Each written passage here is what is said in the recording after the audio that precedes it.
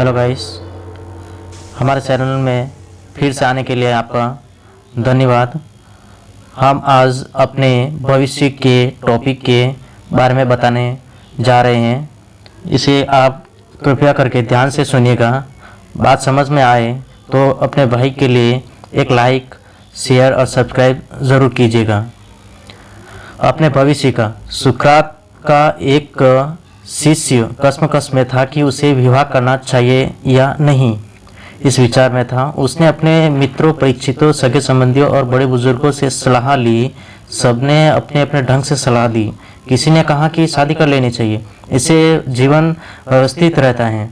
फिर अपनी बात को सही साबित करने के लिए उन्होंने दलीलें भी दी। दूसरी तरफ कुछ ऐसे लोग थे जो शादी नहीं करने की सलाह दे रहे थे, क्योंकि शादी करने में बहुत झंझटें हैं और शादी के बाद कुछ रस्मों को भी निभाना पड़ता है। लोगों की सलाह से शिष्य का माथा घूम गया। अंत में उसने सोचा कि अपने गुरु से ही पूछना चाहिए, वे सही सलाह दे सकते हैं। उनका अपना पारिवारिक जीवन बहुत कष्टकारी था, इसलिए वे ज़्यादा व्यवहारिक रास्ता बताएंगे। फिर वह सुकरात से सलाह लेने चला गया। सुकरात ने उससे कहा, तुम्हें शादी कर लेनी चाहिए। शिष्य शादी करने की बात सुनकर हैरान था।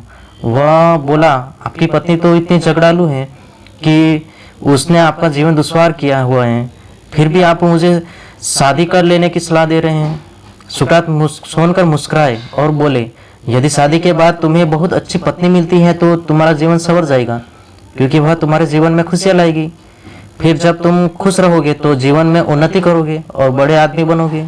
यदि तुम्हें जैंथिप जैसी पत्नी मिली तो भी तुम्हें कोई परेशानी नहीं होगी, क्योंकि उसके कारण तुम्हारे जीवन में इतनी समस्याएं पैदा हो जाएंगी कि तुम भी मेरी तरह दार्शनिक बन जाओगे। यानी किसी भी परिस्थिति में शादी करना तुम्हारे लिए घाटे का सौदा नहीं होगा। इसलिए अपने भविष्य का प्रबंधन करते समय यह न सोचे कि अच्छा क्या है और बुरा क्या है, सिर्फ करते रहे और हमारे बताए गए जो नियम है उनका पालन करें। नियम क्या है और नियमों का पालन कैसे किया जाता है और कौन से नियम है, तो सुने ध्यान से। आप अपने भविष्य को नहीं बनाते, बल्कि आप अपनी आदतें बनाते हैं। लेकिन आपकी आदतें आपका भविष्य जरूर बनाती हैं, क्योंकि आदत डाले बिना आप अपने मन को संचालित नहीं कर सकते, नहीं चला सकते। जो पहले आपने किया वह अतीत था, गया गुजरा था। जो अब कर रहे हैं वह भविष्य है। इसलिए अतीत को भूल जाइए और भविष्य की चिंता कीजिए। अभी तक आपने भविष्य के सपनों का किला हवा में बना रखा था, लेकिन जब आप उस किले के नीचे एक मजबूत नींव बना लेंगे तब आप उस सपने को साकार होता देखेंगे। आपकी नए विचारों को पैदा करने की क्षमता असीमित है, इसलिए आपके भविष्य में छिपी संभावनाएं भी अनंत हैं। अपने भविष्य के सपनों को हकीकत में बदलने के लिए आपको ज़्यादा ऊर्जा और प्रयासों का निवेश करना होगा। वर्तमान को भविष्य की बैलेंस शीट से मिलाकर रखें, क्योंकि जो लोग वर्तमान में जीते हैं और भविष्य के लिए निवेश करते हैं, बाद में वही लोग सफल बनते हैं।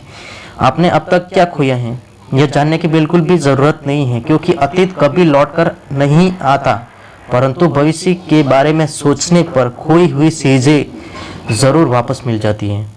बॉलीवुड की सुपरहिट फिल्म खतरों के खिलाड़ी में कहा गया है कि कुछ पाने के लिए खतरों से खेलना बहुत जरूरी है। फिर जितना बड़ा खतरा होगा उतना ही बड़ी सफलता होगी।